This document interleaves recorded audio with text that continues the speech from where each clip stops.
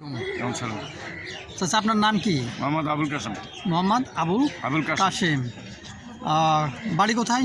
বাড়ি ফুলবাড়ি। ফুলবাড়ি। কতদিন ধরে আপনি এই ব্যবসার সঙ্গে জড়িত? 30-35 বছর চলছে। এই যে দীর্ঘ সময় অন্য ব্যবসা না করে আপনি এই ব্যবসা কেন করছেন?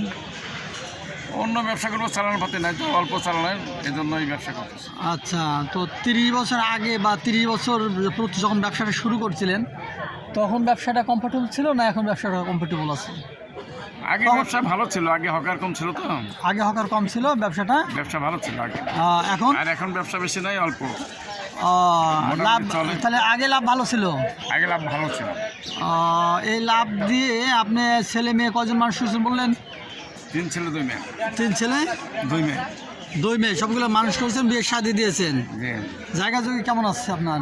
ঢাকা জমি বর্তমান নাই, বাড়ি ভিটা আছে। বাড়ি ভিটা আছে। তো আপনি অনেক স্মার্ট মানুষ, অনেক শক্তিশালী মানুষ ছিলেন, তো দুনিয়ার এত ব্যবসা বাদ দিয়ে আপনি এটাতে আসলেন কেন? শক্তিশালী কাজকর্ম তো করতে পারতেন। হ্যাঁ, আগে পুলিশের চাকরি করতে পারতাম, কিন্তু তাই নেই। তাই না? চাকরি তো যায়নি। আমার দিকে তাকাতে কি আপনার লজ্জা লাগছে? না। তো তাকাচ্ছেন না আপনি। আমি বারবার বলছি যে একটু তাকান, দেখি আমার জনগণ দেখবে আপনাকে। তাহলে না, আপনি কৃষিকাজ করলে তো অনেক শক্তিশালী কাজ কাম করতে পারতেন, তাই না?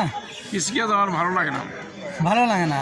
তাহলে এই ট্রেনে মুভিংটা আপনাকে ভালো লাগে? ট্রেনে ঘোরাফেরাটা ভালো লাগে? এটা ছোটবেলা থেকে করতেছি। আচ্ছা, একবার ছোট থেকে নাকি? এর আগে পেপার ব্যবসা করছিলাম ফুলবাড়িতে, 22 বছর পেপার দিচ্ছে।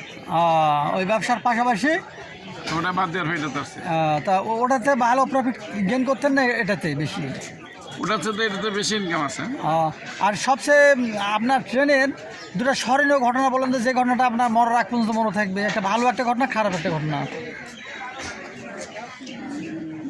ভালো ঘটনা মনে করেন, আনন্দদায়ক একটা ঘটনা যেটা আপনাকে আপনার পরিবারকে নিয়ে আনন্দ দিয়েছে। ট্রেন মানে ছেড়ে দেবে চাচা? আনন্দ মনে করেন আমি ব্যবসা বাণিজ্য করতে আমার ভালো লাগে, এই আর কি।